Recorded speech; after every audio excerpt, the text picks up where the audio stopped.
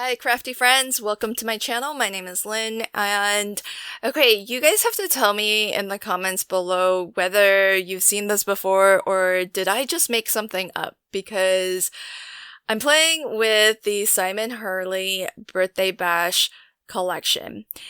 In the collection, there's lots of really fun birthday themed elements, products, and one of them is a 3D embossing folder with all of these party balloons.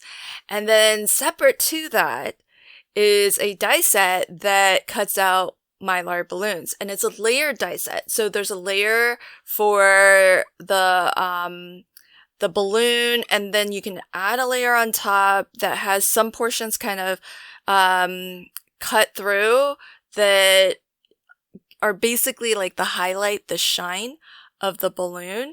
And so that's standalone. This is not a cut and emboss sort of situation. The die set is standalone. The 3D embossing folder is standalone. It does have a coordinating stencil, so you can stencil up the design.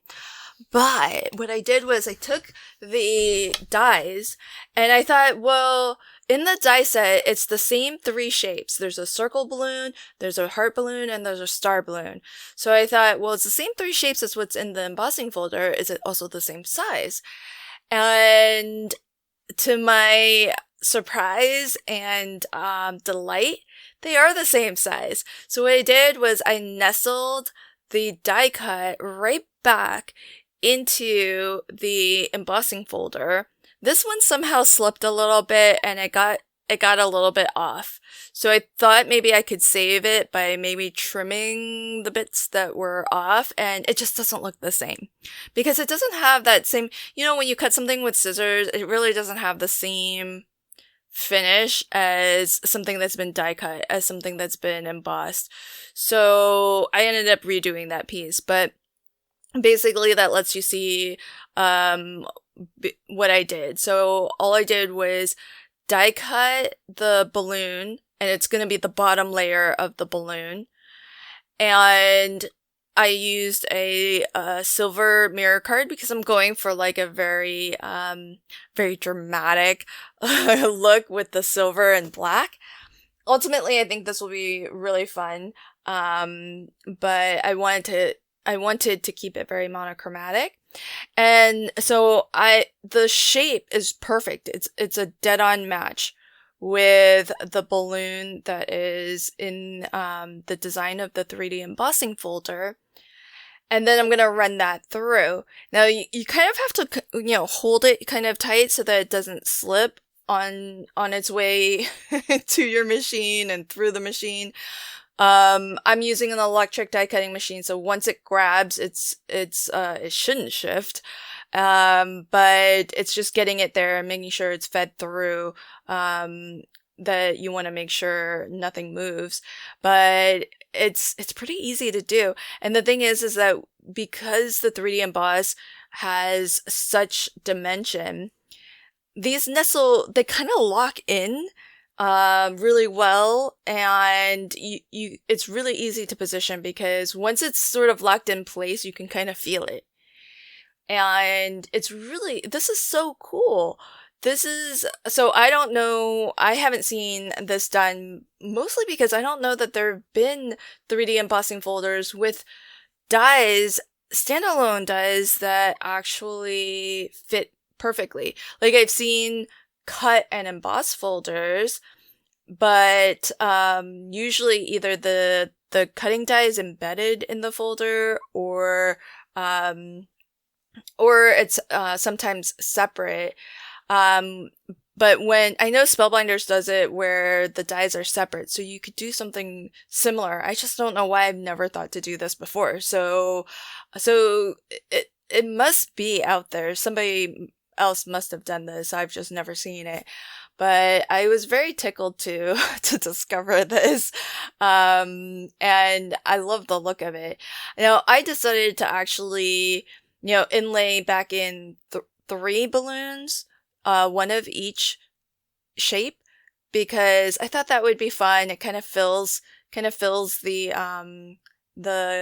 card front out a little bit, and If I had thought about it more, I might have been a little bit more intentional about where in the embossing folder I wanted to use for this, because I didn't know when I embossed this black panel that I would be doing this, but it turned out kind of well because I could basically get all three shapes in here. But when I do this again, I'm gonna actually look at the design a little bit and see if there might be, you know, a better way to maybe just spotlight one balloon and see how that looks.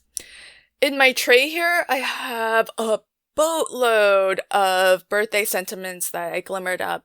The collection comes with, this is really great. You know what? I'm so sad because the font of this glimmer plate set, it's the same as, I think it's the same. It looks very similar if it's not, but it's the same, I think, as the Simon Hurley holiday sentiments that came out, which I know I've crafted with. I just ran out of using those sentiments, but now I can't find that glimmer plate. So hopefully maybe it's been long enough that it'll go on super clearance and then I don't have to feel so bad that if I need to buy it again. But I'm gonna keep searching for it because it's one of my favorite holiday glimmer plates, because it's one of those sets where you can glimmer a handful or so sentiments in one pass and then die cut in one pass too.